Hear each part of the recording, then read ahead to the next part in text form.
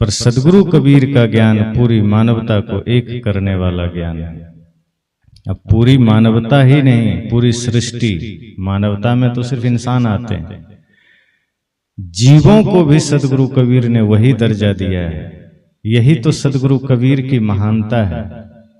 इस समस्त ब्रह्मांड में सदगुरु कबीर इकलौते संत हैं जो जितनी बात आदमी और खास करके पूरी जगत में जितने भी सृष्टि में लोग हैं उनके लिए करते हैं, उतनी ही बात वो जीवों के लिए भी करते हैं।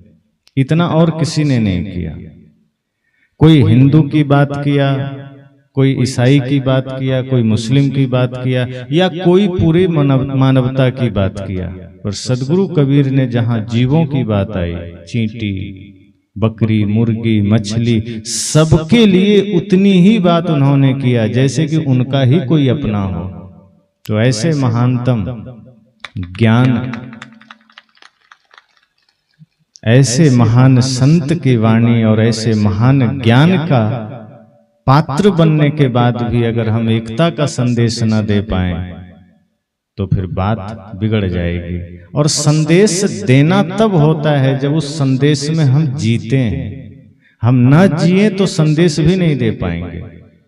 इसलिए सदगुरु कबीर हमें एक ठाम पर, एक जगह पर, और वो जगह मानवता की जगह है, प्रेम की जगह है, इंसानियत की जगह है, उस पर खड़े होने के लिए कहते हैं कि इंसानियत की धरातल पर खड़े हो जाओ, कुछ करने की आवश्यकता नहीं है।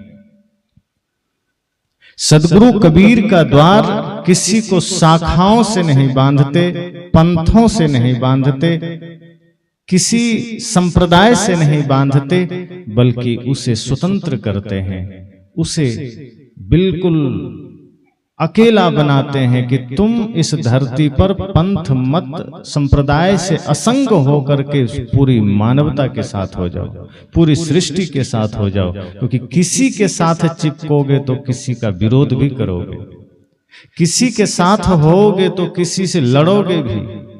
तभी तो साहब ने कहा है ना कि ना काहू से दोस्ती ना काहू से बैर, या फिर कछु लेना ना देना मगन रहना। तो मगन कब रहेंगे? जब कुछ लेना देना नहीं रहेगा। और लेना देना का भाव हो गया तो मगन रह नहीं पाएंगे, फिर वो दुख आ जाएगा। तो बहुत बड़ा सौभाग्य है जो सदगुरु कबीर के विचार से जुड़ते हैं। सदगुरु कबीर का विचार हाईवे है, उच्च मार्ग है। वहां आकर के सारी शंकाएं मिट जाती है। सदगुरु कबीर के विचार को पाकर के सारे द्वंद्व मिट जाते हैं। वहां से फिर कोई और रास्ता नहीं बचता, एकमात्र वो कहते हैं ना कि है लक्ष्य पहुंचना उस मंजिल तक जिसके आगे राह नहीं। सदगुरु कबीर का ज्ञान वही ज्ञान है जो फिर कहीं कोई किंतु परंतु नहीं छोड़ता।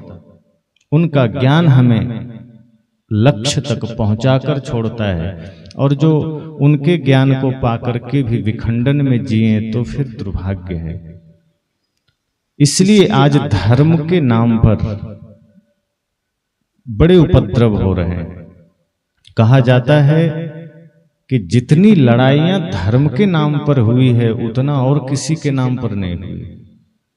बड़े से बड़े युद्ध धर्म के नाम पर हुए हैं, और ऐसे युद्धों की गणना 10 से 15 हजार का है जहां बड़े से बड़े युद्ध हुए हैं। छोटे छोटे तो रोज होते हैं, उसका तो कोई गिनती नहीं है, कोई लेखा जोखा नहीं है। लेकिन जो बड़े से बड़े युद्ध हुए हैं, जैसे एक बहुत बड़ी सभ्यता नष्ट हुई हो, उस तरह के युद्ध लगभग 10 से 15 हजार हुए हैं सिर्फ धर्म के नाम पर। युद्ध और भी होते हैं, जमीन का विवाद होता है, घर का होता है, पद का होता है, अन्य किसी का विवाद होता है, मेरा तेरा का होता है, वर्चस्व का होता है, महत्वाकांक्षा का होता है। एक देश दूसरे देश से लड़ जाते हैं, भूमि के लिए लड़ जाते हैं, लेकिन ज्यादातर लड़ाइयां धर्म के नाम पर हुई। अब सदगुरु कबीर प्रश्न करते हैं कि जो धर्म जोड़ता है, जो धर्म प्रेम का संदेश देता है, वो युद्ध का कारण कैसे बना? तो सदगुरु कहते हैं धर्म की गलत व्याख्या, धर्म का गलत चिंतन और गलत चित्रण, ये दोनों ने युद्ध को जन्म दिया है, दोनों ने विवाद को जन्म दिया है।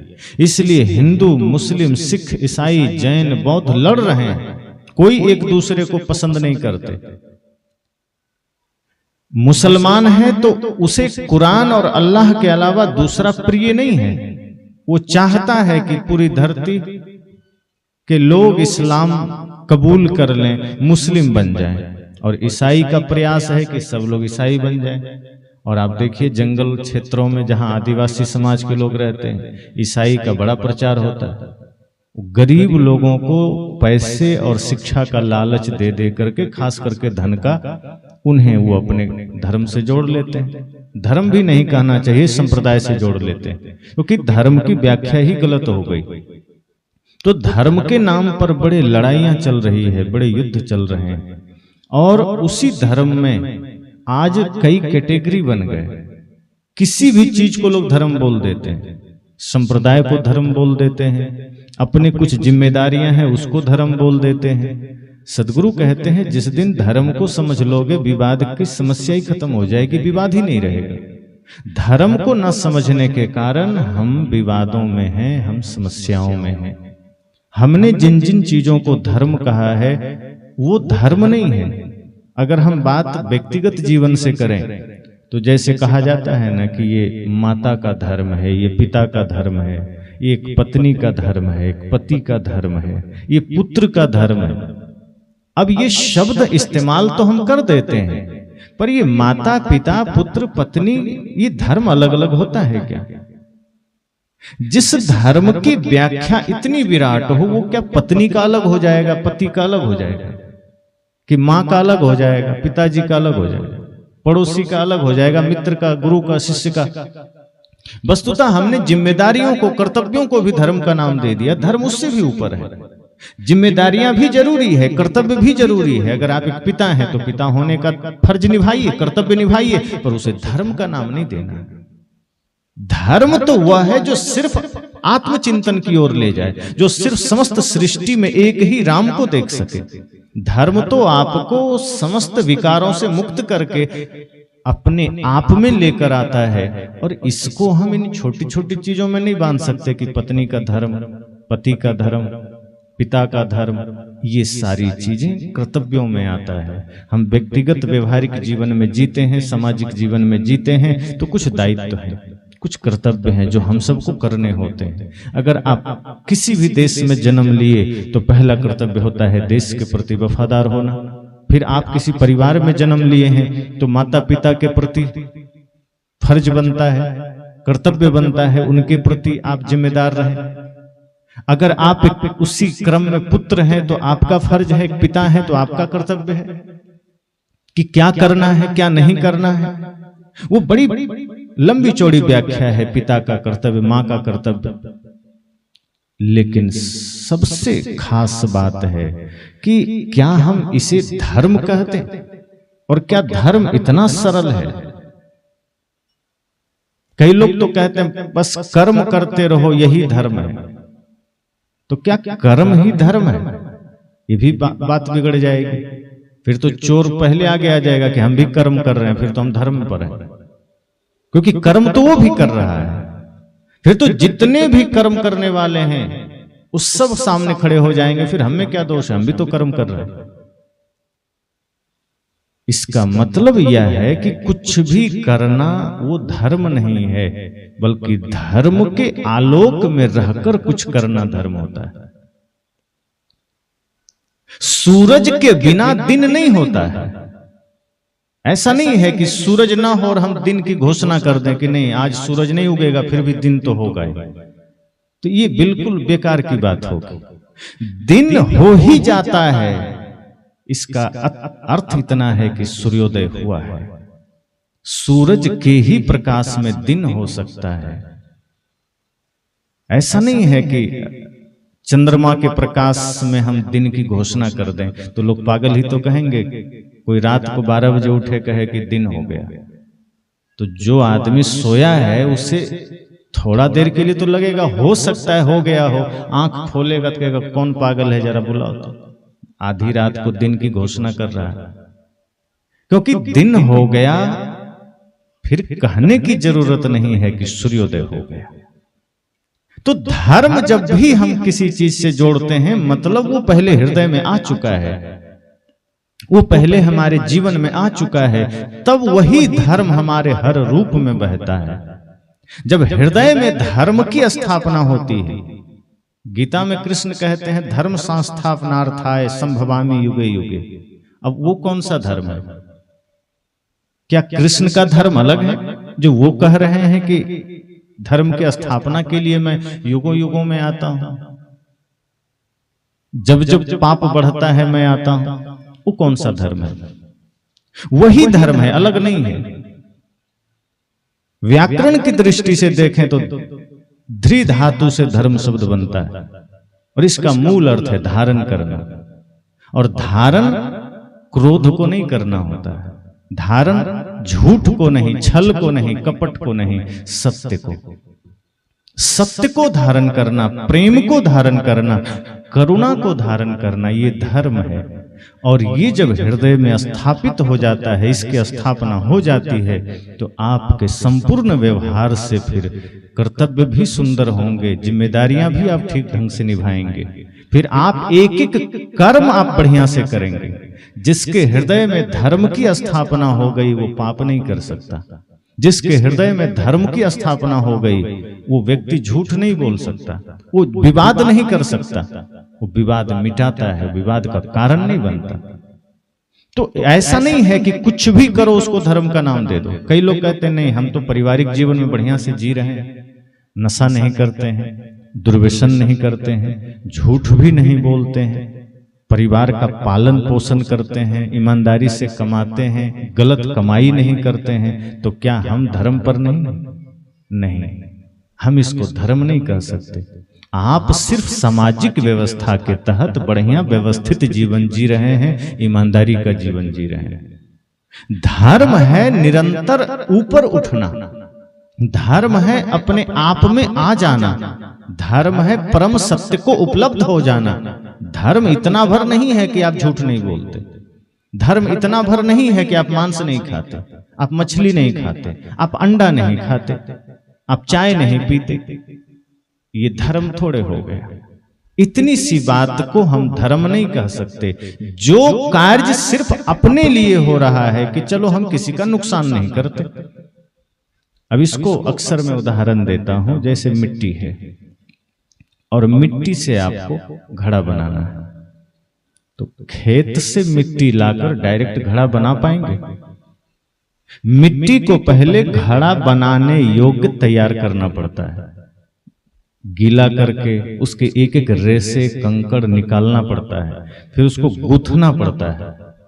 अब उसके सारे कंकड़ निकाल दिए गए, सारे रेसे निकाल दिए गए, गूंथ करके बढ़िया उसको मुलायम बना दिया गया, तो क्या वो मिट्टी कह दे कि अब हम घड़ा हो गए? क्या वो मिट्टी कह सकती है कि अब हम दिया बन गए? अभी वो बना नहीं है, बनने की पात्रता हासिल कर लिया है। खेत से जब लाया गया था तब पात्र नहीं था वो, तब वो योग्य नहीं था, उसका कुछ बन नहीं सकता था, और बनता तो बिखर जाता, बिगड़ जाता। लेकिन उसके रेसे निकाल दिए गए, कंकड़ निकाल दिए गए, उसको फ्रेश कर दिया गया, मुलायम कर दिया गया। अब संभावना है कि घड़ा बन सकता है, मूर्ति बन सकता है, अब संभावना है कि दिए बनाए जा सकते हैं। लेकिन अभी वो बना नहीं है और वो कह नहीं सकता कि हम घड़ा हैं, हम दिया है। क्यों? क्योंकि बनाने वाला का बुद्धि बिगड़ जाए और उसी से चिलम बना दे तो मामला बिगड़ जाएगा ना। तैयार तो है, वो रेडी तो हो गया है, पर वो दिया तो नहीं हो गया। दिया के लिए अभी उसे एक यात्रा करनी है, दिया बनने के लिए चाक पर चढ़ना है, कुम्हार के हाथ की कलाकारी के तहत गुजरना है, और कुम्हार का माइंडसेट भी होना चाहिए कि मुझे दिया बनाना है। इसी तरह कोई आदमी कहे कि मैं सारे दुर्गुण त्याग दिया हूं, इसका अर्थ इतना ही है कि आप उस परम धर्म, परम सत्य की पात्रता के काबिल हो गए हैं। अब आप पात्र बन गए हैं, आप धार्मिक नहीं हो गए। आप सत्य के मार्ग पर चलने की पात्रता अर्जित कर लिए हैं, आप भक्ति की पराकाष्ठा पर जाने का पहला कदम बढ़ाने की ओर अग्रसर हो गए हैं। अभी आप धार्मिक नहीं हो गए, अभी आप भक्त नहीं हो गए। इसलिए यह कह देना कि मैं इतने सारे व्यवहारिक जीवन में बड़ी शांति, बड़ी मधुरता से जी रहा हूं, इसका मतलब सिर्फ इतने भर से धर्म नहीं हो जाता। उसके लिए अर्जित करना पड़ेगा, उसके लिए वो योग्यता, वो पात्रता अर्जित करनी पड़ेगी, फिर सही संकल्प से सही दिशा में जाना पड़ेगा, वरना वहां जाकर के भी मार्ग बिगड़ जाता है। अब जो लोग इतना कहते हैं या ऐसा करते हैं, कई बार वही कुम्हार वाली आदत, अगर दिमाग बिगड़ गया तो चिलम बन सकता है। तो इस तरह से इतने सारे कर्तव्यों के बाद भी कहीं माइंड बिगड़ा तो वो भक्ति, वो सेवा, वो बाहर का जो है, भीतर नहीं, भीतर होगा तब तो मार्ग नहीं बिगड़ेगा। अगर हमने ये गलतफहमी पाल ली कि हम धार्मिक हो गए, कहीं हमने ये गलतफहमी पाल लिया कि हम भक्त हो गए, तो वो आपको क्रोध और अहंकार के शिखर पर ले जाकर बैठा देगा। फिर आप भक्ति से कितना दूर हो जाएंगे कि फिर मुश्किल होगा सोचना। फिर आपको विकारों के धरातल पर वो ले जाकर पटक देगा, और जो व्यक्ति फिर रास्ता भटक जाता है, अहंकार के कार में सवार हो गया, तो समझो भक्ति के द्वार से दूर हो गया, उस सत्य के द्वार से दूर हो गया। इसलिए सदगुरु कहते हैं धर्म को भी बारीकी से समझना। हमने बहुत सी चीजों को धर्म कह दिया। आज हाथ में कोई लाल धागा बांध ले तो धार्मिक हो जाता है, इतना सरल हमने धर्म को बना दिया। माथे पर थोड़ा सा तिलक, कुमकुम लग जाए तो हम खुद को धार्मिक घोषित कर देते हैं। मंदिर के बगल से भी यात्रा हो जाए तो हम अपने को धार्मिक समझने लग जाते हैं कि हम तो धार्मिक हो गए। और माताएं पीपल बरगद के पेड़ के पास जाकर के अगर थोड़ा सा कपड़े लपेट के दिए जला दे तो फिर तो पूरा धार्मिकता भीतर आ जाती है, हम तो धार्मिक हो गए। सदगुरु कहते हैं इतना सरल अगर धार्मिकता हो जाती, इतना सरल धर्म हो जाता, तो ये धरती पर इतने पाप होते क्या? क्योंकि धर्म जहां होगा वहां पाप का ख्याल भी नहीं होगा, जहां धर्म होगा वहां विवाद का ख्याल भी नहीं होगा। और आज पूरी धरती विवादों से भरी पड़ी। अपने अपने घर को ही देख लीजिए, दूसरे को क्या देखना, अपने ही घर को देखिए कि कितना धर्म है जीवन में, कितना धर्म है घर में। क्या विवादों से वंचित है एक भी घर? और एकाध होगा तो अपवाद हो सकता है, वरना ज्यादातर जो रोज राम मंदिर में जाकर पूजा कर रहे हैं वो भी पूजा के बाद आकर भाई से यही सवाल करते हैं, कब बटेगी जमीन, कब बटेगा घर। एक तरफ राम के मंदिर में बैठ रहे हो, दूसरे तरफ जमीन बांटने की प्लानिंग चल रही है। कहां है धर्म? धर्म की चर्चा कर कर के हमने धर्म को भी इतना छोटा बना दिया कि अब वो धर्म भी सोचता होगा किसके मुंह में आ गए, कहां पड़ गए। जो धर्म विराट स्वरूप में था, जिसे जीने के बाद व्यक्ति शाश्वत शांति, शाश्वत आनंद को प्राप्त होता था, वो आदमी आज धर्म के बाद भी चिड़चिड़ापन में जी रहा है, घृणा में जी रहा है। तो सदगुरु कहते हैं कि अपने हर एक कर्म को धर्म से मत जोड़िए, पहले धर्म में खुद को जोड़िए, धर्म को खुद से जोड़िए, फिर आपके कर्म खुद ही धर्म बन जाएंगे। हम पहले कर्म को जोड़ लेते हैं, हम पहले अपने हर एक क्रियाओं को धर्म से जोड़ लेते हैं कि सुबह नहाना है, थोड़ा अगरबत्ती घुमाना है, थोड़ा ओम जय जगदीश हरे करना है, या राम राम कर लेना है, गणपति का नाम ले लेना है, ओम नमः शिवाय कर लेना है। इतने को हमने धर्म कह दिया। और सबसे बड़ी बात है कि आज हिंदू धर्म और सनातन धर्म दो की बात ज्यादा होती। तो जो लोग अपने को हिंदू कहते हैं, अब उन्हें यह भी पता नहीं है कि हिंदू धर्म है कि संप्रदाय है कि मत है कि मजहब है। सनातन धर्म है, ये बात सत्य है, लेकिन कितने लोग सनातनी हैं ये प्रश्न खड़ा होता है। हिंदू शब्द सब जानते हैं, बहुत बाद में आया, खास करके फारसी भाषा में स को ह लोग कहते हैं। और सिंधु नदी के किनारे सभ्यता विकसित हुई तो वहां के लोगों को सिंधु के किनारे रहने के कारण सिंध से हिंद और हिंद से हिंदू हो गया। वो कोई धर्म थोड़े, एक सभ्यता के क्रम में धीरे धीरे वो विकसित हुआ और 12वीं से 16वीं शताब्दी में जाके हिंदू धर्म बन गया। प्रक्रिया शुरू हो गई थी, हिंदू शब्द आ गया था। चर्चे में लगभग 2000 साल पहले, लेकिन उसको धर्म बनने में, उसको एक पूरा मजहब बनने में कितने वर्ष लग गए। सनातन पुराना है, सनातन का अर्थ भी गहरा है। सनातन का अर्थ है जो था, जो है, जो रहेगा, जो मिट नहीं सकता, शाश्वत। पर उसके सत्य को, उसकी गहराई को कितने लोग जान रहे हैं? सनातन क्या है, सनातनी कौन है, कितने लोग जान रहे हैं? हिंदू और सनातन में बड़ा फर्क है, और अगर एक करना चाहते हैं तो एक स्वरूप में होना पड़ेगा। अगर हम दोनों को एक मान रहे हैं कि अगर हम हिंदू हैं तो हम सनातनी भी हो गए, अगर हमारा अंदर ऐसा भाव आता है तो हमें सनातनी होने का इम्तिहान भी देना पड़ेगा। सनातनी होना सिर्फ मुख से तो नहीं हो जाता, तिलक लगाने से तो नहीं हो जाता। सदगुरु कबीर कहते हैं कि कुछ भी करना हो बाहर से नहीं हो सकता। अब जैसे यहां किसी के मन में आ जाए कि मैं प्रधानमंत्री बनना चाहता हूं, तो उसकी प्रक्रिया क्या है? पहले लोकसभा का सदस्य चुना जाना पड़ेगा। अगर आप सांसद बनते हैं और 272 सांसद फिर आपको सपोर्ट करते हैं, तब बन जाएंगे। और आदमी सोचे कि नहीं नहीं, मैं तो बस प्रधानमंत्री का ड्रेस पहन लूं और नाम लिख दूं माननीय प्रधानमंत्री अमुक जी, हो जाएंगे। अपने से घोषणा करके हो जाएंगे। हाँ, नाम रख लीजिए प्रधानमंत्री, तो लोग भले कहेंगे प्रधानमंत्री आ रहा है। अब किसी का नाम ही प्रधानमंत्री हो, बड़ा सरल है। पर प्रधानमंत्री होने की कुछ नियमावली है, कुछ नियम है, कुछ व्यवस्थाएं हैं, सरल नहीं है। प्रधानमंत्री तो बड़ी बात हो गई, ग्राम के एक सरपंच होने के लिए भी सारे नियम पूरा करने पड़ते हैं। नाम रख देने से कोई सरपंच नहीं हो जाता, उसके लिए भी 500,000 वोट हासिल करने पड़ते हैं, फिर उसके लिए भी कुछ योग्यताएं होती हैं, और वो पूरा किए बिना कोई सरपंच नहीं बन सकता। लेकिन धार्मिक बनने के लिए बहुत सरल उपाय है भारत में। इतना सरल उपाय है, किसी चीज के लिए नहीं है इतना। नेता बनने के लिए भी इतना सरल उपाय नहीं, जबकि धरती पर सबसे सरलतम काम नेता बनने का कि तिलक लगाओ, सफेद कुर्ता पैजामा पहनो, नेता हो गए। थोड़ा सरल उपाय, लेकिन धार्मिक होना यहाँ उससे भी सरल है।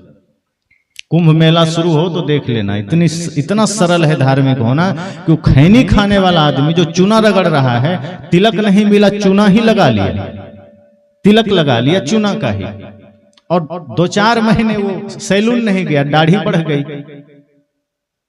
और निकल लिया कुंभ मेले में, और वो भी कहीं बैठ गया, तो वो भी साधु हो जाता है, धार्मिक हो जाता है। बड़ा सरल है धार्मिक होना।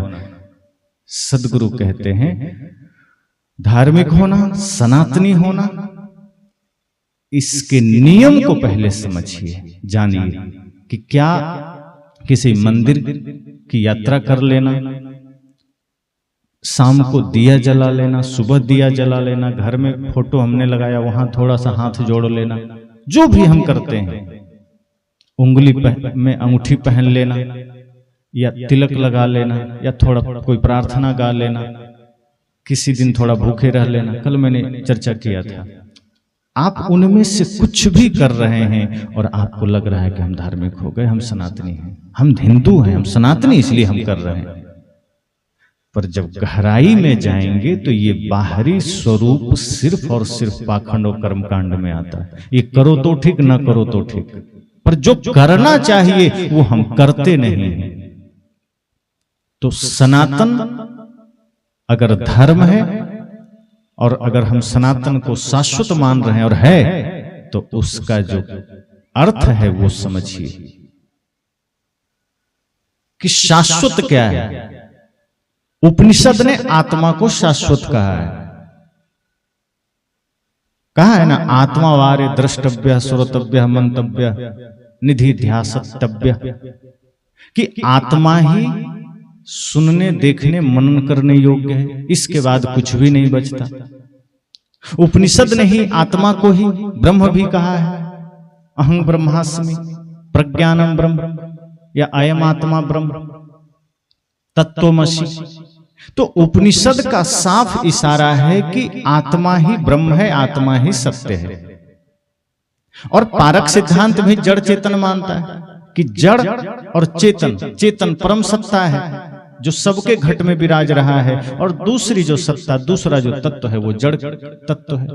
तो जड़ और चेतन के संयोग से शरीर में हम जीवन को अनुभव करते हैं, जीवन को जीते हैं, लेकिन अपने अपने जगह पर दोनों सत्य है।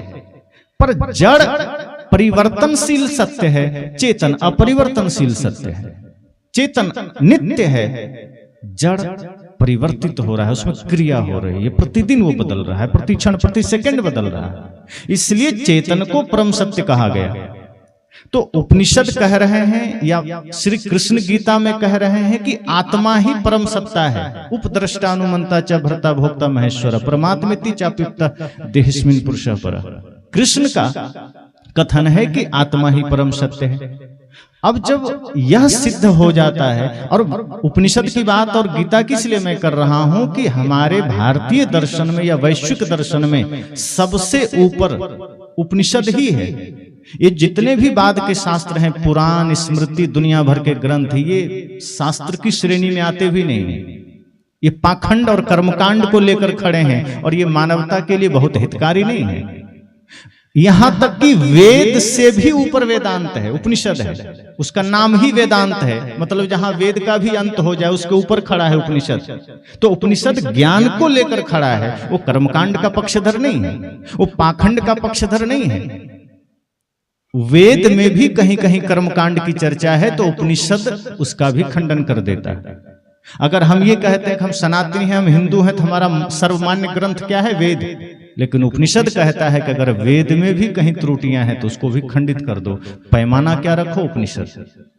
उपनिषद कर्मकांड का पक्षधर नहीं है, पाखंड का पक्षधर नहीं है। और उपनिषद के साथ तुलना करिए स्मृति का, चाहे मनुस्मृति हो, चाहे कोई भी स्मृति हो, फिर कोई भी पुराण हो, और उससे तुलना में अगर इसकी बातें कटती है तो उसको हटा दीजिए कि फिर ये कचरा है।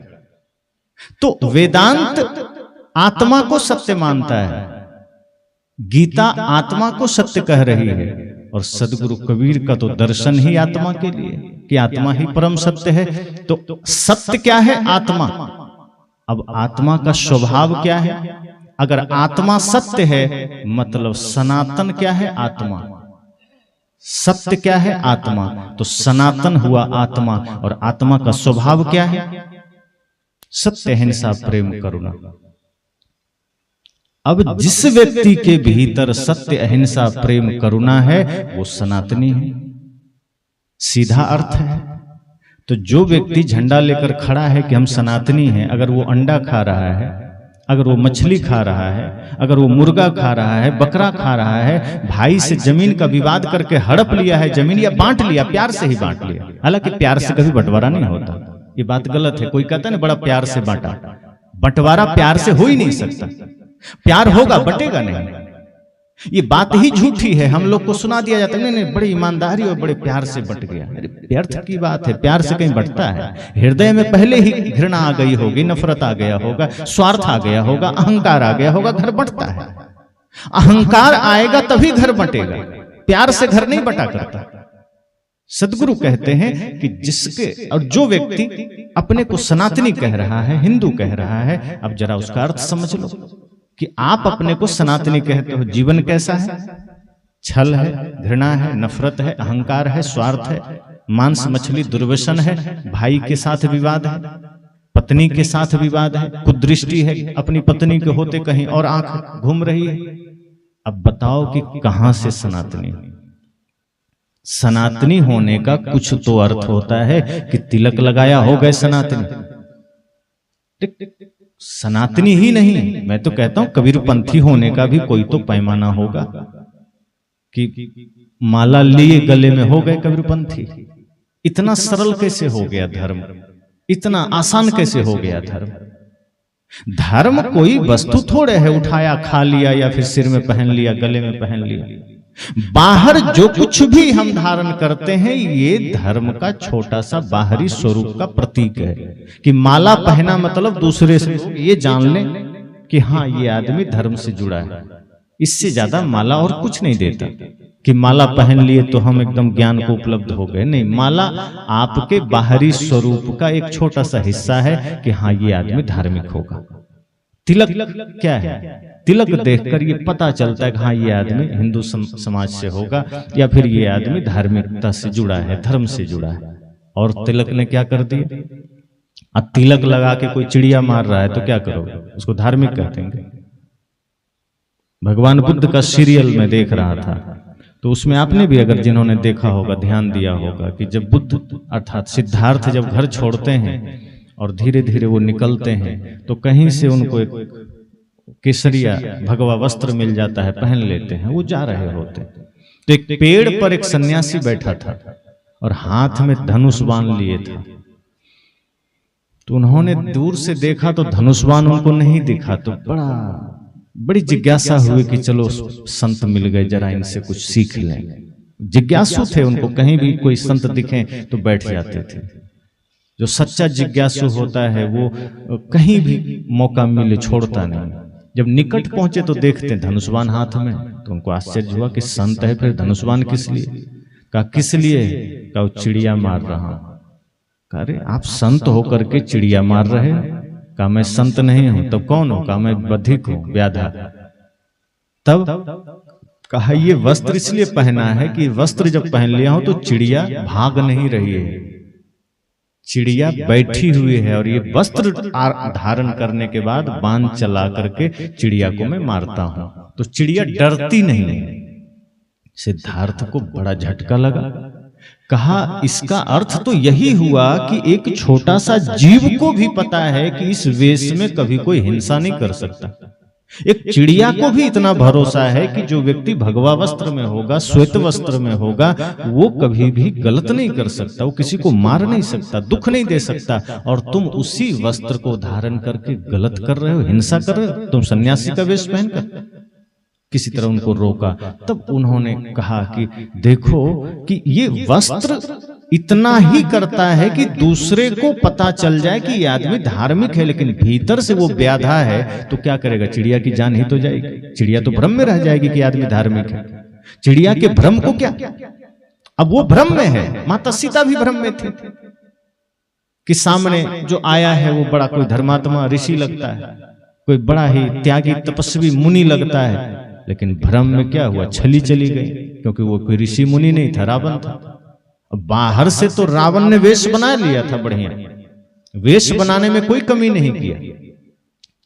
साधु का वेश ऐसा बनाया कि ओरिजिनल साधु फीका पड़ रहा था। तिलक भी इतना लगा लिया था कि ओरिजिनल साधु नहीं लगाता था। बाल दाढ़ी भी लगा लिया था, त्रिशूल भी ले लिया था, लेकिन बाहरी वेश थे।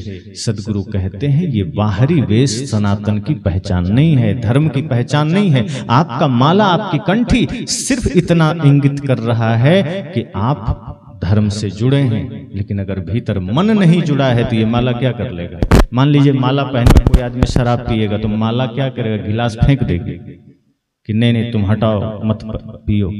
माला पहन के किसी का गला काट दो, माला पहन के किसी के साथ गलत कर दो, छल कर लो, किसी को मार दो, माला कुछ नहीं करती। माला सिर्फ आपके बाहरी स्वरूप में एक समझ लो साझेदार है कि हाँ ये आदमी धर्म से जुड़ा है। तिलक भी वही है, एक कलावा भी वही है, मंदिर जाना भी वही है, घर में राम की तस्वीर या कृष्ण के तस्वीर, बुद्ध महावीर के तस्वीर रखना भी वही है। हम घर में खूब तस्वीर रखें कि चलो हमने अपने घर में राम जी का तस्वीर लगा लिया, और घर में तस्वीर लगाकर जैसा कि मैंने कहा और जमीन बांट रहे हो, तो तस्वीर तो फिर फिजूल हो गया ना। कि जो राम अपने भाई के लिए पूरी गद्दी छोड़कर हंसते हंसते जंगल चले गए, आज उसी राम के भक्त अपने भाई के लिए 1 इंच जमीन छोड़ने को राजी नहीं है, तो कैसा धार्मिक है? सनातनी होने का अर्थ तब होगा जब व्यक्ति के जीवन में प्रेम होगा, सत्य होगा, दया होगी, करुणा होगी, सेवा होगी, और जब इन सारे सद्गुणों से जीवन सजेगा तब वो व्यक्ति सनातनी होगा। अब ऐसा किसी के अंदर है, मान लो किसी के अंदर है, ऐसा नहीं कह सकता कोई नहीं। आज भी धरती पर हैं लोग, धार्मिक लोग तो हैं जो सच्चे में धार्मिक हैं। अब अगर हैं कोई, उनके घर कोई पुत्र जन्म लिया, जन्म लेते ही पुत्र क्या सनातनी हो जाएगा कि हिंदू हो जाएगा? पर आज हमारे देश में क्या होता है कि हिंदू घर में जन्म लिए तो हम डायरेक्ट हिंदू हो जाते हैं, हम डायरेक्ट सनातनी हो जाते हैं, बिना इम्तिहान दिए, बिना एग्जाम दिए कि पिता शर्मा जी हैं तो बेटा शर्मा जी हो जाएंगे, पिता वर्मा जी हैं बेटा वर्मा जी हो जाएंगे, पिता यादव जी हैं बेटा यादव जी हो जाएंगे। कोई इम्तिहान नहीं देना, कोई उसको सिद्ध नहीं करना। लेकिन सनातन में ऐसा नहीं होना चाहिए। सनातनी होने में ये हो गया, इसीलिए कुछ नहीं हुआ, सब बिगड़ गया मामला। जिस प्रकार आप शिक्षक हैं और आपका बेटा जन्म लिया तो वो शिक्षक नहीं हो जाता। आप सैनिक हैं, आपके घर में किसी बच्चे ने जन्म लिया तो नहीं कह सकते कि नहीं सैनिक ने जन्म लिया। उसे भी उतनी ही प्रक्रियाओं से गुजरना है, उसे भी पढ़ना है, उसे भी दौड़ना है, उसको भी सारे एग्जाम्स निकालने हैं, तब जाके अगर वो इंटरव्यू में पास हुआ तो सैनिक बन सकता है। ऐसा नहीं कि पिता सैनिक है तो बेटा सैनिक हो जाएगा, पिता मास्टर है तो बेटा मास्टर हो जाएगा। यही हो गया हमारे समाज में कि ब्राह्मण घर में जन्म लिया तो ब्राह्मण हो गया और अपने को सनातनी कहने लगा। और कोई शूद्र जिसे कह दिया गया समाज में, वंचित कह दिया गया, पिछड़ा कह करके हजारों साल तक गुलाम बना के रखा गया, उसके घर में कोई जन्म लिया तो जन्म लेते ही, बेचारे को पता भी नहीं होगा, जन्म ले लिया, संजोग बात है, वो जन्म लेते ही शूद्र हो गए। अब कोई राक्षस ही रहा हो पूर्व जन्म में, लेकिन वो ब्राह्मण घर में जन्म ले लिया, वो एकदम अभी से पूजनीय हो गया, वो ब्राह्मण हो गया। अब कोई पिछले जन्म में भिखारी रहा हो, अब बात समझ में आती है, किसी धनपति के घर में जन्म लिया तो डायरेक्ट धनपति हो जाएगा, क्योंकि बाहर की बात है। अब अंबानी जी के घर में कोई बच्चा जन्म लिया, पूर्व जन्म में वहां भिखारी रहा हो, तो इस जन्म में तो बिना कुछ किए करोड़पति अरबपति खरबपति हो गया। कुछ नहीं करना, क्योंकि बाहर से हुआ है। पर धार्मिकता बाहर से तो नहीं होती। सत्य को अपने जीवन में जब हम उतारते हैं, प्रेम जब हमारे जीवन में उतरता है, तब हम सनातनी बनते हैं। तो सद्गुरु कहते हैं कि धर्म की परिभाषा बड़ा गहरा है और बड़ा सिंपल भी है, साधारण भी। अगर जीने लगो तो यही सरल हो जाता है। अब जैसा कि मैंने कहा कि फिर बात आती है पिता का क्या धर्म है। लोग कहते हैं पिता का धर्म, पत्नी का धर्म, तो वो धर्म बाद में सोचिए। पहले जीवन में धर्म की जो मूल परिभाषा है वो धारण कर लीजिए, अर्थात सत्य को धारण कर लीजिए। एक व्यक्ति जब अपने जीवन में सत्य को धारण करता है कि कुछ भी हो जाए सत्य ही हमारा धर्म है, प्रेम ही हमारा धर्म है, हम किसी भी स्थिति में क्रोध में नहीं आएंगे, घृणा में नहीं आएंगे, प्रेम हमारा जीवन का आधार है, करुणा हमारे जीवन के लिए महत्वपूर्ण है, अहिंसा जीवन के लिए महत्वपूर्ण है। जब हृदय में प्रेम, सत्य, अहिंसा, करुणा धारण कर लेंगे तो निश्चित मानिए कि वो व्यक्ति एक अच्छा पिता भी बन सकता है, वही व्यक्ति एक अच्छा पुत्र बन सकता है, वही व्यक्ति एक अच्छा भाई बन सकता है, वही व्यक्ति सारे रिश्तों को बढ़िया से निभा सकता है, हर जगह अपनी जिम्मेदारी निभा सकता है, एक अच्छा इंसान। इसलिए तो भजन में आया है, संकल्प हो हमारा इंसान हम बनेंगे। उसमें नहीं आया कि संकल्प हो हमारा हिंदू हम बनेंगे, कि ईसाई हम बनेंगे, बौद्ध हम बनेंगे, कि स्त्री बनेंगे, पुरुष बनेंगे, कि डॉक्टर बनेंगे, इंजीनियर बनेंगे। भजन कहता है नहीं, संकल्प हो हमारा इंसान हम बनेंगे, और इंसान बन गए तो भगवान भी बनेंगे। अगर इंसान बन गए तो यात्रा भगवान की हो सकती है, और इंसान नहीं बने तो फिर शैतान की यात्रा हो जाएगी। इंसान मूल अवस्था है, जैसे मैंने कहा मिट्टी को साफ कर दो तो कुछ भी बनाया जा सकता है। इसी तरह से अगर जीवन में थोड़े से इंसानियत के मार्ग पर हम चले आए, अगर हमने मानवता को धारण कर लिया, तो ये संभव है कि अब हम भगवान भी हो सकते हैं। इसीलिए एक भजन में और आया है, किसी के काम जो आए उसे इंसान कहते हैं, और पराया दर्द अपनावे उसे भगवान कहते हैं। जो किसी के काम आवे, तो किसी के काम कौन आएगा? स्वार्थी आदमी नहीं आता। जो निस्वार्थ होगा वही काम आएगा। और निस्वार्थ होना मतलब बड़ी बात हो गई, ये छोटी बात नहीं। कहने में तो 10 सेकंड भी नहीं लगा निस्वार्थ हो जाना, पर निस्वार्थ होना एक बड़ी साधना की बात है। किसी से कोई स्वार्थ ना होना ये छोटी बात नहीं। किसी से हो ना हो, माँ बाप को बच्चों से स्वार्थ हो जाता है कि पढ़ा लिखा रहे हैं, बुढ़ापे में बड़ी सेवा करेंगे, और मामला वहीं बिगड़ता है जब अपने बच्चों से आप अपेक्षा कर लेते हो, स्वार्थ कर लेते हो, क्योंकि फिर वही बच्चे क्योंकि सेवा वहीं खत्म हो जाती है। जब आपके मन में यह भाव जग गया कि ये मेरी सेवा करेंगे, तो सेवा वहीं खत्म हो गई। फिर होता क्या है कि वही बच्चे माँ बाप को फिर बड़े आराम से वृद्धाश्रम पहुंचा देते हैं कि रहो वहीं, फुर्सत नहीं। सदगुरु कहते हैं बड़ी संकल्प के साथ यात्रा करिए जीवन की, स्वार्थ त्याग दीजिए। तो जो स्वार्थ से परे हो जाता है, जो दूसरों की सेवा का भाव जगा लेता है, अपना काम हो जाता है। जब आप जगत कल्याण का सोचते हैं तो ये भय त्याग दीजिए कि मेरा कैसे होगा। जैसे कई लोग आते हैं पास में, हर उम्र के लोग, कि हम साधु बनना चाहते हैं, तो उनके स्वागत है। लेकिन बड़ा खतरनाक शब्द है। जहां किसी कार्य में लेकिन जुड़ गया, बस समस्या हो जाती है। तो जब कोई आते हैं हमारे पास, कहते हैं साधु बनना चाहते हैं, लेकिन तो क्या भाई, तो आगे हमारा जीवन कैसे चलेगा? मतलब भोजन कहां से होगा? मैं कहा निकल जाओ, तुमसे होगा ही नहीं। साधु बनने की पहली शर्त यही है, चिंता का त्याग कर दो। भूखे रहना पड़े तो और आनंदित हो जाओ, कोई बात नहीं, यही मेरा आनंद है। जब इस कदर तैयारी होगी तो सन्यास हो गया। और जहां कामना बची है, कल की चिंता बची है, किसी हेतु से भी तुम सन्यासी नहीं बन सकते। अगर सुविधाओं की तलाश पहले से है कि मुझे ये मिलेगा कि नहीं, कई लोग कहते हैं व्यवस्था मिलेगी रहने को, हम कहे पेड़ के नीचे रहना पड़े, जब इतना ख्याल करके आओगे तो बन जाओगे। सन्यास लेने का मतलब सुविधाओं को लेना नहीं होता। मिल जाए तो निष्काम भाव से प्रयोग कर ले, लेकिन मिल ही जाए ख्याल करके आओगे तो सन्यास से दूर रहोगे। फिर लालसा जगेगी, फिर माया जगेगी, और जगी ही है तभी तो सोच रहे हैं, जगेगी क्या? जगी ही है। माया है पहले से, लालसा है, तभी हम खोज रहे हैं कुछ मिल जाए। आगे की व्यवस्था कैसे होगी? तो कई लोग पूछ देते हैं। एक बुजुर्ग थे, उन्होंने कहा कि मैं सब सोच रहा हूं छोड़कर आपके पास रह जाऊं, लेकिन वहां खाने पीने की व्यवस्था कैसे होगी? तो मैं कहा क्या हम भूखे रहते हैं? नहीं, मतलब वही पूछ रहे हैं कि आप अगर कहीं नहीं रहे आश्रम में तो खाना पीना कैसे होगा, कोई बनाने वाला है कि नहीं? मैं कहा नहीं, कोई नहीं, अपने से बनाना है। तो घर में तो बना बनाया मिलता है। हमने कहा वहां नहीं, बनाना पड़ेगा। कि तब कैसे होगा? मैं कहा आपसे होगा ही नहीं, मैं खुद कह रहा हूं नहीं होगा। जो ये सोचकर आवे कि कोई बना के देगा, कल क्या खाना है, कौन खिलाएगा, होगा ही नहीं। फिर आप अपना बुढ़ापा गुजारने आ रहे हो, सन्यास के लिए नहीं आ रहे हो।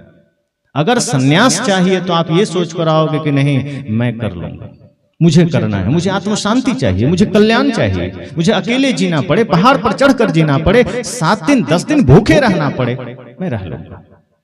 जब इस हद तक त्याग का भाव जगेगा, निष्काम भाव जगेगा, सन्यास हो जाएगा। तो निष्काम हो जाना बड़ा कठिन काम है कि हम लालसा छोड़ पाएं। अब जो चीज हम घर में नहीं कर पाते, कई बार इस जीवन में आके करने का मन करेगा कि चलो पढ़ लें, थोड़ा डिग्री पा लें, थोड़ा कुछ और पा लें, थोड़ा वैभव पा लें, थोड़ा रुतबा पा लें। सदगुरु कहते हैं इसका मतलब आपकी दिशा बिगड़ गई। सन्यास जीवन में आके सन्यास की ऊंचाई को सोचो, त्याग की ऊंचाई को सोचो। अगर यहां आकर के वहां वाला ख्याल आ रहा है, वहां थे तो यहां का ख्याल आ रहा है, मतलब मन भटक रहा है। अगर यहां आकर के तुम संसार की उपलब्धियों के बारे में सोच रहे हो, इसका मतलब सन्यास तुमसे बहुत दूर है। हो सकता है बाहर से हो जाना हो, बाहर से, मैंने कहा बाहर से बड़ा सरल है, पर आचरण में सन्यास उतर जाए, भाव में सन्यास उतर जाए, ये बड़ा कठिन है। वही चीज है धर्म। धर्म भीतर उतर जाए तो कुछ करने की जरूरत नहीं, वो व्यक्ति एक अच्छा नेता हो जाएगा, फिर वही एक अच्छा नेतृत्व कर सकता है, वही अच्छा पढ़ा सकता है, वही अच्छा पिता बन सकता है, वही एक अच्छा मां बन सकती है, वही पुत्र बन सकता है, वही पुत्री, वही मित्र, फिर सारी चीजें ठीक हो जाती है। कहते हैं कि एक चीज को साध लो तो सब ठीक हो जाता है। जड़ में पानी डाल दो तो पूरा पेड़ हरा भरा हो जाता है। अलग से पत्तियों पर पानी डालने की जरूरत नहीं है कि नहीं अब जड़ में तो डाला, थोड़ा तना पर भी डाल दें, थोड़ा पत्तियों पर भी डाल दें, व्यर्थ, कुछ नहीं, जरूरत ही नहीं। आप जड़ में डालो, पूरा पेड़ हरा भरा है, समय आने पर फल भी देगा। लेकिन यदि हमने अन्य चीजों को साधना चाहा तो मुश्किल हो जाएगा। इसलिए संतों ने कहा कि पहले इंसानियत, पहले मानवता, पहले अपने आप में आ जाओ, पहले सत्य अहिंसा प्रेम करुणा को धारण कर लो, सच्चे अर्थ में जो धर्म की व्याख्या है पहले जीवन में उतार लो, फिर आप सारे रिश्ते बढ़िया से निभा पाओगे, फिर आप कहीं धोखा नहीं खाओगे। इसलिए तो कहा है, मैंने कई बार सुनाया भी है, भक्त या विद्वान कवि, भगवान पंडित मौलवी,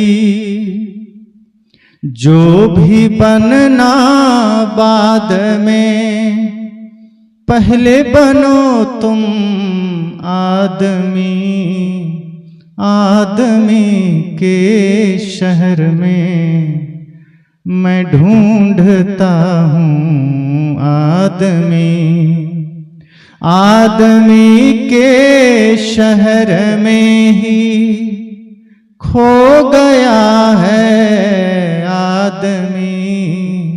आदमी के शहर में मैं ढूंढता हूँ आदमी।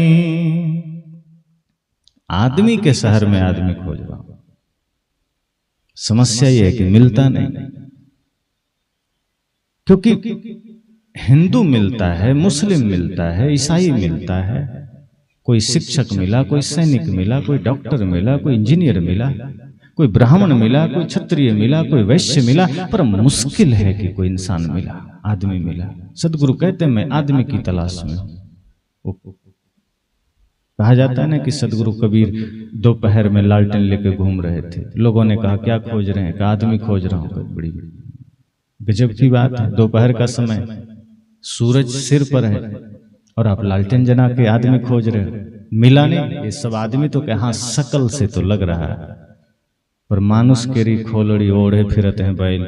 सदगुरु कबीर तो सीधी बात करते थे कि टूटे की फूटे चिंता नहीं।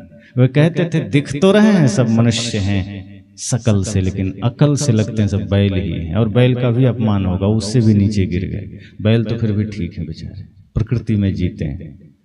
सदगुरु कहते शकल तो लग रहा है कि हाँ आदमी ही है, पर भीतर जरा प्रवेश करके देखो कि कितने कचड़े भरे हैं। पवित्रता कहाँ है, निर्मलता कहाँ है? कहते हैं एक बार अपना अपना चेहरा अपने ही दर्पण में तो देखो। ये बाहर के दर्पण में नहीं, बाहर के दर्पण में तो बाहर का शरीर दिखेगा, वो तो अच्छा ही लगेगा। नहीं ठीक, बाल भी ठीक है, गाल भी ठीक है, सारा चीज ठीक लगेगा, कपड़े ठीक हैं। भीतर के दर्पण में एक बार अपना चेहरा देखना। आंखें बंद करिए, ध्यान के दर्पण में अपने को निहारना, दूसरे को नहीं, पड़ोसी को नहीं। हम ज्यादातर पड़ोसियों को ही देखते, पड़ोसी कैसा है, क्या कर रहा है। एक आदमी के पास दूसरे का पूरा लेखा जोखा होता है। अपने पड़ोसी चाहे स्त्री हो पुरुष हो, हम उसका पूरा बायोडाटा रखते हैं कि क्या करता है, कहाँ जाता है, कैसा कपड़ा खरीदा, कैसा मोबाइल खरीदा, कैसा टीवी खरीदा, कौन सा पर्दा लगाया घर में, कौन सा टाइल्स खरीदा। फिर हम सोचते हैं मुझसे कहीं ज्यादा कीमती तो नहीं लगा लिया।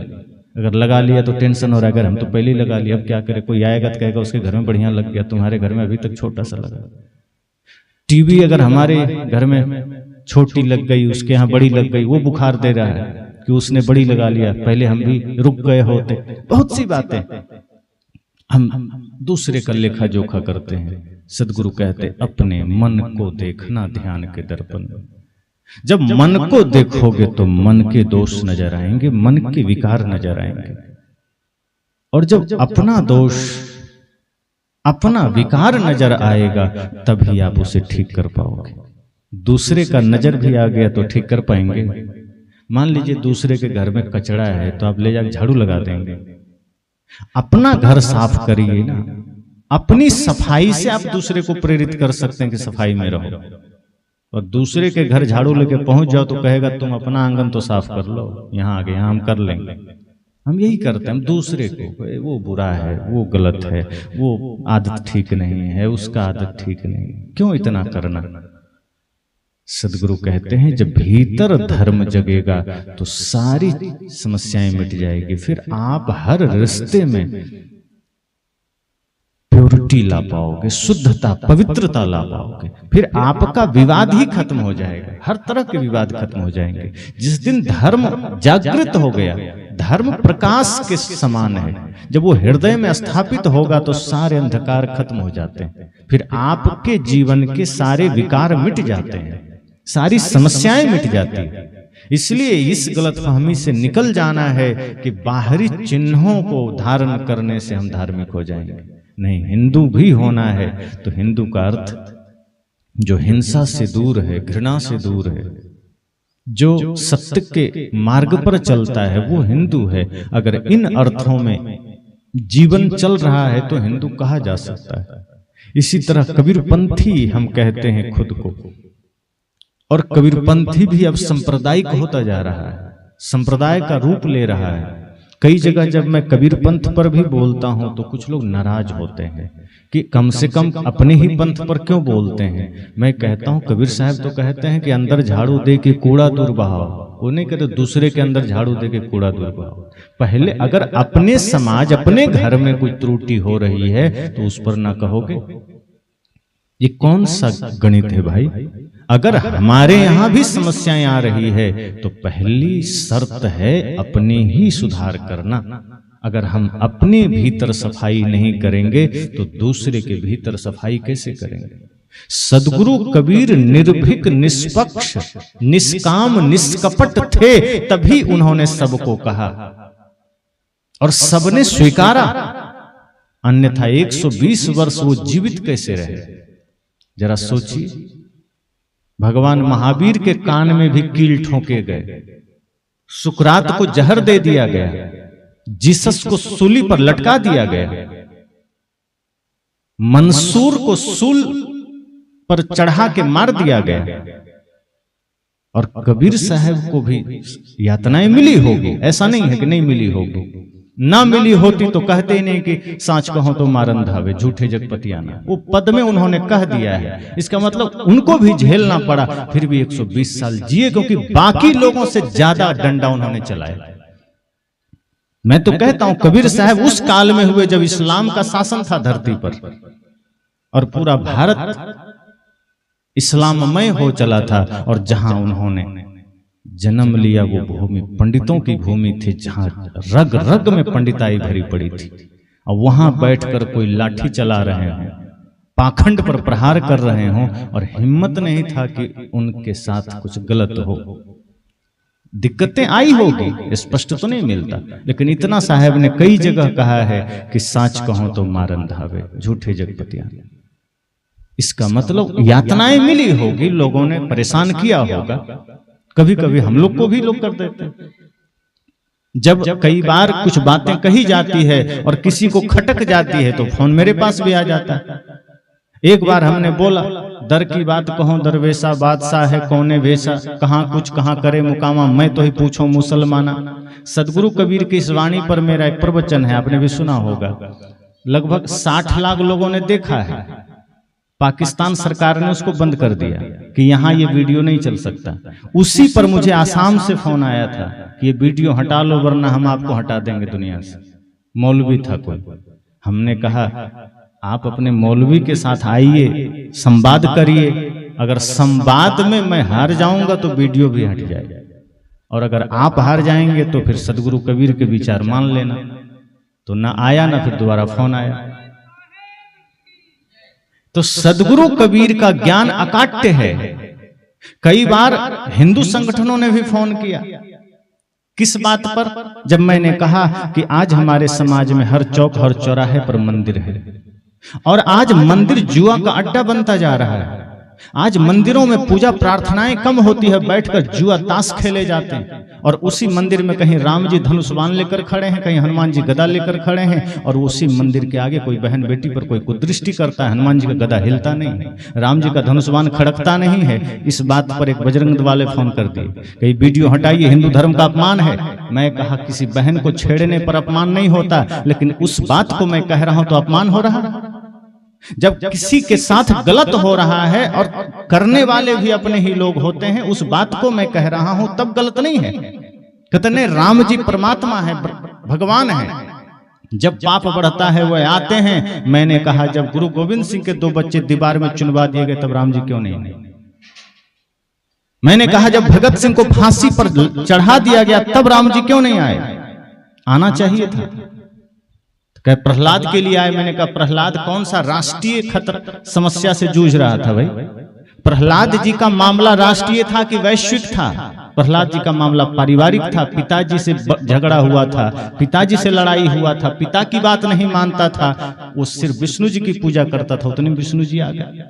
अब भगत सिंह व्यक्तिगत लड़ाई लड़ रहे थे, कि चंद्रशेखर आजाद व्यक्तिगत लड़ाई लड़ रहे थे, कि झांसी की रानी लक्ष्मीबाई व्यक्तिगत लड़ाई लड़ रही थी, कि नेताजी सुभाष व्यक्तिगत लड़ाई लड़ रहे थे। इन सबको बचाने भगवान क्यों नहीं आए? इसका मतलब कहीं तो समस्या है, कहीं तो मिसअंडरस्टैंडिंग हो रहा है कि हम समझ नहीं पा रहे हैं। इसका मतलब इतना ही है कि राम ही कह कर गए, कृष्ण ही कह कर गए कि अपने अपने भीतर के रामत्व को जगाओ, आप कोई राम बाहर से आने वाले नहीं। मेरा काल खत्म हो गया, मेरा समय खत्म हो गया, मेरा जब आना था मैंने कर लिया। अब तुम्हें राम बनना है, अब तुम्हें कृष्ण बनना है, अब तुम्हें लक्ष्मण बनना है, अब तुम्हें ही वो सामर्थ्य जगाना है। और यही काम भगत सिंह ने करके दिखाया कि अब मैं जा रहा हूं, लेकिन आपके भीतर वो सामर्थ्य जगनी चाहिए। यही बात, यही संकेत हमारे ऋषि मुनियों ने दिया, यही संकेत हमारे महापुरुषों ने दिया, सती साध्वियों ने दिया, शहीदों ने दिया कि इस देश की रक्षा करनी है तो आपको ही खड़ा होना होगा। तो सदगुरु कबीर की बातें स्पष्ट है, उनको झेलनी पड़ी होगी। आज हम लोग को झेलना पड़ता है, क्योंकि सदगुरु कबीर उस वक्त इतना खरा कह गए जो आज भी लोगों के हिम्मत की बात नहीं है। सदगुरु कबीर ने जहां भी जो बातें कही है बिल्कुल स्पष्ट कही है, कोई किंतु परंतु नहीं है। जो उनके विचारों को लेकर जीता है वही कबीरपंथी हो सकता है। मैंने कहा कबीरपंथी कौन है, जरा विचार करिए। कबीर पंथ अर्थात कबीर का मार्ग, कबीर का रास्ता। कबीर सदगुरु कबीर को हम कह रहे हैं, पंथ मतलब मार्ग। अब सदगुरु कबीर का मार्ग क्या है? पूजा का मार्ग है, आरती का मार्ग है, कि चौका का मार्ग है, कि कपड़े का मार्ग है, कि तिलक का मार्ग है, कि छाप का मार्ग है? क्या है? सदगुरु कबीर का मार्ग ज्ञान का मार्ग है, सत्य का मार्ग है, अहिंसा प्रेम करुणा का मार्ग है। सीधी सी बात है। और पूजा, चौका, आरती, छाप, तिलक ये हमारी श्रद्धा का एक प्रतीक है। हम कैसे करते हैं? चौका का भी विरोध नहीं है, पूजा का विरोध नहीं है, आरती का विरोध नहीं, क्योंकि ये हमारी आस्था, हमारी श्रद्धा का एक परिचय बनता है कि चलो गुरु के प्रति हम क्या करें। तो कोई एक दिया जलाया, कोई 10 जला लिया, कोई मिट्टी का जलाया, कोई सोना का जला लिया। ये तो पूजा की पद्धतियां हैं, ये थोड़े तय करेगा कि कौन कितना बड़ा कबीरपंथी है। कबीरपंथी इससे तय होगा कि कौन कितना प्रेम में जीता है, कौन कितना सत्यवादी है, कौन कितना करुणा में जीता है, कौन कितना अहिंसा में जीता है। और जो सत्य के मार्ग पर है, जो प्रेम के मार्ग पर है, वो कबीरपंथी है। तो कबीर का मार्ग सत्य का मार्ग, और जो सत्य पर चलता है वो कबीरपंथी। सीधी सी बात है। अब हमारे यहाँ लड़ाई क्या होता है कि नहीं, चौका कौन करता है, कौन नहीं करता है, कौन आरती करता है, कौन नहीं करता है, कौन चित्र को मानता है, कौन नहीं मानता। ये विवाद का कारण है। सदगुरु कबीर का ज्ञान हृदय में है और हम चौका में लड़ रहे हैं, चित्र में लड़ रहे हैं। ये लड़ने की बात है? ये पूजा की पद्धतियां हैं। ये सिर्फ और सिर्फ आपकी श्रद्धा का एक परिचय है। जैसे आप किसी से प्रेम करते हैं, आपके द्वार पर आ गया, तो प्रेम का परिचय किससे? कि कोई द्वार पर आएगा तो आप उसको जल दे देंगे, बैठने के लिए कहेंगे। और ये सब नहीं करेंगे तो कैसे पता चलेगा आप प्रेम करते हैं? कोई आदमी द्वार पर आया और आप कहने नहीं मैं आपसे बड़ा प्रेम करता हूं, पानी भी ना पूछें, तो प्रेम का परिचय कैसे पता चलेगा? कुछ भौतिक चीजें ही परिचय बनती है। कोई कहे गुरु जी आप में बड़ी श्रद्धा है मेरी, आपकी कोई भी बात मेरे हृदय में है, और सामने ही कहे कि नहीं नहीं मैं तो तंबाकू खा लेता हूं, इसमें मेरा नहीं चलेगा, मैं तो बीड़ी पी लेता हूं। तो कौन सी श्रद्धा? और श्रद्धा भी कह रहे हैं गुरु को बात भी नहीं मान रहे हैं, श्रद्धा भी कह रहे हैं गुरु की सेवा पूजा भी नहीं कर रहे हैं। तो सेवा पूजा और उनकी आज्ञा पालन ये सिर्फ इतना सिद्ध करता है कि हाँ श्रद्धा है। इसी तरह से अगर सदगुरु कबीर के ज्ञान में श्रद्धा है तो ये पूजा, ये पद्धतियां सिर्फ परिचय देती हैं कि सच में आस्थावान व्यक्ति है, सच में श्रद्धावान व्यक्ति है, विनम्र व्यक्ति है, गुरु के प्रति अपनी आस्था समर्पित कर रहा है। अब इसमें लड़ना क्यों? कोई कहता है वो चौका आरती गलत है। वे क्यों गलत है? मैं ये जानना चाहता हूं। अगर कोई 50 दिए जला के करना चाहता है आरती तो इसमें गलत क्या है? धर्मदास जी राजा थे, उनके पास धन था, वो सोने का दिया में आरती कर लिए तो कबीर साहब के प्रति समर्पण था, आस्था थी, कर लिया। आप गरीब हो, आप मिट्टी के दिए में करो, एक ही दिए में करो, ये भी गलत नहीं। पूजा की पद्धतियां गलत सही नहीं होते, हाँ भाव अगर बिगड़ा हुआ है वो सही गलत होता है। और हम दिए की नक्काशी में उलझ जाते हैं कि 5 दिया नहीं 6 दिया तो 11 दिया 51 दिया, क्यों एक ही हो, इतना क्यों? सदगुरु कहते हैं जो बाहरी स्वरूप में उलझ गया वो सत्य से दूर हो गया, जो बाहरी पद्धतियों में उलझ गया वो सत्य से दूर हो गया। इसलिए सदगुरु सत्य पर जोर देते हैं कि मूल है सत्य। सत्य को धारण कर लो, प्रेम को जीवन में धारण कर लो, इसके बाद विवाद अपने आप खत्म हो जाएगी। फिर आप सदगुरु कबीर के चित्र भी लगाओगे तो वो चित्र भी लगेगा जैसे कि हमको प्रेरणा दे रही है, वो चित्र भी ऐसा लगेगा जैसे हमें मार्गदर्शन दे रहे हैं। फील हो जाएगा, अनुभव हो जाएगा कि नहीं सदगुरु कबीर हो, चाहे कोई भी महापुरुष की तस्वीर आप घर में लगाओगे तो ऐसा प्रतीत होगा जैसे वो मुझसे कुछ कह रहे हैं, कुछ त्रुटि होगी जैसे लगे वो कुछ टोक रहे हैं। और यदि हम भीतर प्रविष्ट नहीं किए हैं, भीतर प्रेम श्रद्धा नहीं है, तो चित्र क्या मूर्ति लगा लो तब भी हम सामने बैठ के झूठ बोलेंगे और सामने बैठ के हम पाप करेंगे। और होता है आज मंदिर में सामने, क्या पुजारी झूठ नहीं बोलता होगा? क्या वो वहां पूरा सत्य बोलता होगा? क्योंकि उसे खुद पता है कि ये मूर्ति है, कुछ सुनेगा थोड़े। कोई जिंदा आदमी हो तो उसके सामने कोई झूठ सच बोलने में सकुचाएगा, पर मूर्ति के सामने पुजारी वहां भर भर के झूठ बोलता है। पता है भगवान को कोई लेना देना, कान थोड़े है जो सुन लेंगे। और ऐसा ना होता तो मंदिरों में चोरी भी ना होते।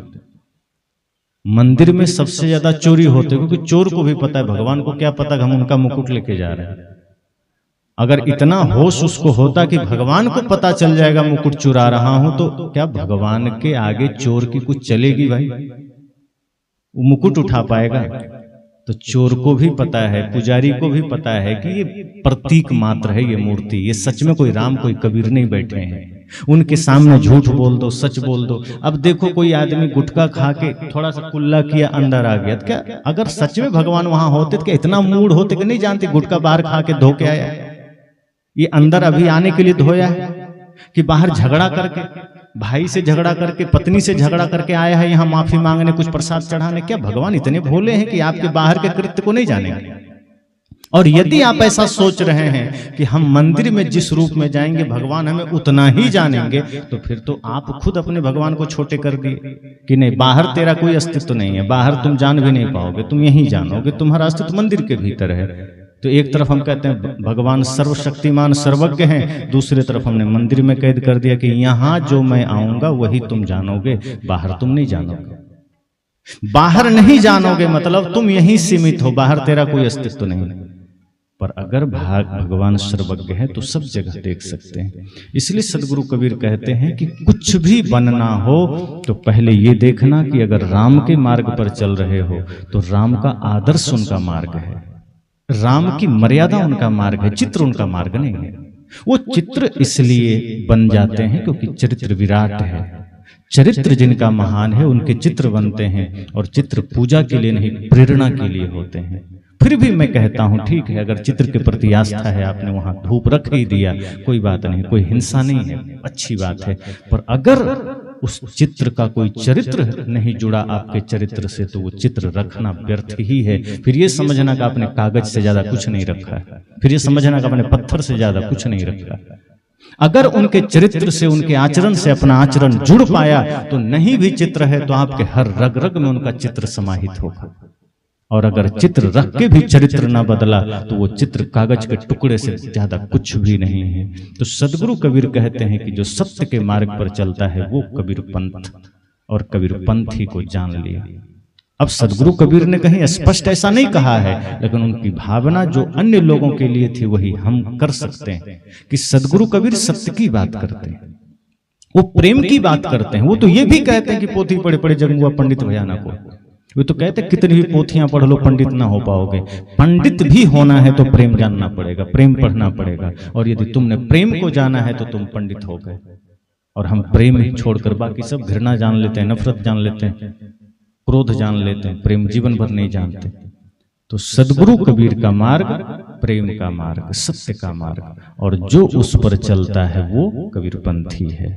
इसलिए संकल्प लीजिए कि यदि हम कबीर साहब के ज्ञान से जुड़े हैं तो किसी भी शाखा के कबीरपंथी हो विवाद नहीं होना चाहिए, किसी से घृणा नहीं होनी चाहिए। और ये कबीरपंथी की बात नहीं है, सदगुरु कबीर के मानने वाले तो सबसे ज्यादा एकता का संदेश देना चाहिए, क्योंकि सदगुरु कबीर ने तो और निर्भ्रांत ज्ञान दिया है। तो कम से कम जो सदगुरु कबीर के अनुयायी हैं, किसी भी शाखा से आप जुड़ गए, कहीं से दीक्षा ले लिए, आपको तो एक बन के ही रहना है। साथ साथ अगर कोई राम को मानने वाले हैं, कृष्ण को मानने वाले हैं, बुद्ध महावीर को मानने वाले हैं, नानक को मानने वाले हैं, वहां भी प्रेम रखिए, उनसे भी समता रखिए, घृणा किसी से मत करिए, क्योंकि सदगुरु कबीर हमें घृणा नहीं प्रेम देते हैं। और यदि प्रेम हृदय में है तो हम किसी से नफरत कैसे कर सकते हैं, हम किसी से घृणा कैसे कर सकते हैं। अपनी बात रखिए, प्रेम से रखिए। सदगुरु कबीर ने भी अपनी बात रखी, लेकिन प्रेम से रखा, घृणा से नहीं रखा। अगर हम किसी भी पाखंड का खंडन करते हैं तो इसलिए नहीं करते कि हमें किसी से घृणा है। अगर कोई कर्मकांड में उलझा है, कोई पाखंड में उलझा है, तो हम राम की बुराई नहीं कर रहे। अगर कोई राम के नाम पर पाखंड कर रहा है तो पाखंड की चर्चा कर रहे हैं, पाखंड के संबंध में बात कर रहे हैं, राम की बात नहीं कि राम जी गलत है। हम लोग भी क्या करते हैं, राम को ही गलत साबित कर देते हैं, कृष्ण गलत है। कृष्ण गलत नहीं है, कृष्ण के प्रति हमारी जो मान्यता अंध मान्यता में बदल जाती है, पाखंड में बदल जाती है, वहां भूल होती है कि कृष्ण को मानते मानते कृष्ण की बात ही भूल जाते हैं, गीता ही भूल जाते हैं। आज देखो देश ने मजाक बना रखा है कृष्ण को, गीता से कोई लेना देना नहीं है, कान्हा को बना लिया लड्डू गोपाल, ये हमारा भगवान हो गया। कृष्ण को मानना है तो कृष्ण के स्वरूप गीता है, गीता को मानिए, गीता पढ़िए।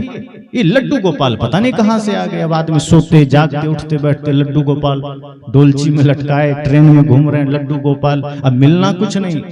एक ने कहा कि मेरा लड्डू गोपाल अब स्कूल जाने लगा, एडमिशन हो गया, पास भी हो गया। लड्डू गोपाल पास हो गया तो लड्डू गोपाल आज बीमार है, तो डॉक्टर आए थे, देखने आए थे। इतना मजाक कोई कैसे बना सकता है भाई? इतना भी उपहास कोई कृष्ण का कैसे बना सकता है? कृष्ण जीने योग्य हैं, योगी हैं, परम योगी हैं। उनके ज्ञान से जुड़िए, उनको मजाक मत बनाइए लड्डू गोपाल बना करके। और हमारे सनातन धर्म को कुछ मूढ़ों ने यही करके रखा है, बड़े बड़े गद्दियों पर बैठ करके लड्डू गोपाल और न जाने क्या क्या मूढ़ता ले करके कृष्ण को सिर्फ और सिर्फ खेलने और खिलवाड़ की वस्तु बना दी। जो कृष्ण परम योग की बात करते हैं, ध्यान की बात करते हैं, भक्ति की बात करते हैं, उस कृष्ण को हमने लड्डू से जोड़ दिया, मजाक बना के रख दिया, रसिया बना दिया कि बस रास उनके नाम पर हो रहा है। भागवत पुराण की कथा आज बहुत होती है, लोग बड़े चाव से, आप लोग भी जाते हैं। और होता क्या है, कृष्ण के अश्लील स्वरूप की चर्चा होती है, नाचने गाने की चर्चा, ज्ञान की चर्चा बहुत कम है। राजा परीक्षित के कुछ मामलों को छोड़ दें तो कहीं ज्ञान की चर्चा नहीं है, सिर्फ मनोरंजन है। ये अपने ही हाथों अपने ही महापुरुषों को ध्वस्त करना हुआ। अगर वास्तव में कृष्ण से जुड़ना है तो गीता से जुड़िए, गीता आपको मार्गदर्शन देगी, गीता आपको रास्ता देगी कि ये मार्ग है। ये भागवत पुराण, ये कपिल शर्मा का शो देख लेना, पर ये कॉमेडी मत देखना। और देखो गद्दियों पर बैठे हुए मूढ़ों को, मैं नाम लेकर कहता हूं, अनिरुद्धाचार्य को, जो भी लोग सुनते होंगे, कॉमेडी से ज्यादा क्या है? आप देखो जरा, धर्म का ज्ञान नहीं, सत्य का ज्ञान नहीं, और बैठ करके कॉमेडी कर रहा है। वे गीता कॉमेडी की बात है, कृष्ण कॉमेडी की बात है। कृष्ण उच्चतम दशा है सत्य की, जिसकी बात सदगुरु कबीर कर रहे हैं, वो कृष्ण करके गए हैं, वो उपनिषद करके गया है। आप कृष्ण के उस स्वरूप को जुड़िए ना, समाज में बदलाव आ जाएगा। आप कृष्ण के गीता से जुड़िए, आपके समाज में परिवर्तन आ जाएगा। लेकिन नहीं, राम के आदर्श से हमें जुड़ना नहीं है, कृष्ण के आदर्श से जुड़ना नहीं है, तो राम को भी मनोरंजन की वस्तु बना दिए। राम के जन्म की कथा बड़े चाव से लोग सुनाते हैं और उसी में 6-7 दिन निकाल देते हैं, और जहां ज्ञान की चर्चा है वहां मौन हो जाएंगे, चुप होकर निकल लेंगे। जहां राम के आदर्शों की चर्चा है बहुत कम लोग कहते हैं, और जहां कृष्ण के ज्ञान की चर्चा है उसको तो लोग छूते तक नहीं, गीता को तो स्पर्श भी नहीं करते। अगर कहीं मौका लगे बड़े बड़े कथाकारों से मिलने का, तो एक सवाल जरूर करना कि आप जरा उपनिषद के बारे में कुछ बता दीजिए। मुख मोड़ लेगा या कहेगा नहीं नहीं ये ठीक है, भागवत पुराण में सारा ज्ञान छिपा है, वो यही कह के निकल लेगा। क्योंकि उन्हें पता है कि उपनिषद हमारे ही पेट पर लात मारेगा, क्योंकि उसे पता है कि उपनिषद पढ़ने लगे तो ये सारा कर्मकांड चला जाएगा कचरा के ढेर में। क्योंकि उसको पता है कि अगर हमने लोगों को उपनिषद से जोड़ दिया तो लोग इतने सक्षम हो जाएंगे, इतने जागरूक हो जाएंगे कि फिर दक्षिणा पर भी मामला आ जाएगा कि दक्षिणा भी देना बंद हो जाएगा। फिर ये जितने पाखंड फैले हैं, ये जितने आडंबर फैले हैं, उपनिषद से बंद हो जाए। मैं कृष्ण की बात कर रहा हूं, मैं सदगुरु कबीर की नहीं कर रहा हूं। दूसरे लोग कहेंगे अरे कबीरपंथी है, ये तो अपना बात करेगा ही, पर मैं उपनिषद और गीता की बात कर रहा हूं। अगर आप सही से पढ़ लो, सारे कर्मकांड न ध्वस्त हो जाए तो कहना। आप उपनिषद पढ़ लो, सारे मामले साफ हो जाएंगे। ये जितने भी लोगों ने पाखंड फैलाया है सब खत्म। इसलिए सदगुरु कबीर की बात और कृष्ण की बात मैंने कही कि सत्य आत्मा है और जो उसके स्वभाव को धारण कर लेता है। हर किसी का एक स्वभाव होता है, जैसे मिट्टी का भी एक स्वभाव है कठोरता, पानी का भी स्वभाव है शीतलता, अग्नि का स्वभाव है उष्णता, वायु का स्वभाव है कोमलता। इसी तरह आत्मा का स्वभाव है ज्ञान, प्रेम, सत्य, अहिंसा, करुणा। तो जो उस स्वभाव में उतर आता है वही सनातनी हो जाता है, वही कबीरपंथी हो जाता है, वही राम का मानव भक्त हो जाता है। इसलिए जब हम इस तरह से अपने हृदय में सत्य को धारण करते हैं, निश्चल निष्कपट निष्काम भक्ति को धारण करते हैं, तो एक पिता, एक पुत्र, एक माँ, एक पिता, एक भाई, सब पति पत्नी मित्र एक दूसरे के प्रति अपने अपने कर्तव्यों को बड़े ही भाव से, बड़े ही प्रेम से, बड़े ही पवित्र रूप में निर्वहन कर लेते हैं। और वो घर जो कल तक महाभारत का मैदान नजर आता था, जहां लगता था कि कब किसका कर्कश ध्वनि सुनाई दे जाएगा, जहां लगता था कि कब कौन किसको उल्टा सीधा बोल देगा, कब कौन किससे किस बात पर झगड़ लेगा, वहां प्रेम की वर्षा होने लगती है। क्योंकि मूढ़ता मिट जाती है, अज्ञानता मिट जाती है। सारी लड़ाइयां अज्ञानता के कारण है, अंधविश्वास के कारण है, अहंकार और स्वार्थ के कारण है। और जब हम आत्मा के स्वभाव को जागृत कर लेते हैं, सत्य को, भक्ति को, प्रेम को, सारे विवाद खत्म हो जाते हैं। पारिवारिक भी, सामाजिक भी, राजनीतिक भी, वैश्विक भी, सब। तो हम सबको भी यही प्रयास करना है कि हम सत्य से जुड़ें, बोध से जुड़ें, ज्ञान से जुड़ें। जहां भी जुड़े हैं उसके उच्चतम शिखर से जुड़िए, तब अपने आप नीचे के सारे धीरे धीरे पाखंड ध्वस्त होंगे और वास्तव में मनुष्य जीवन का उद्देश्य पूरा होगा। इसी के साथ वाणी को विराम।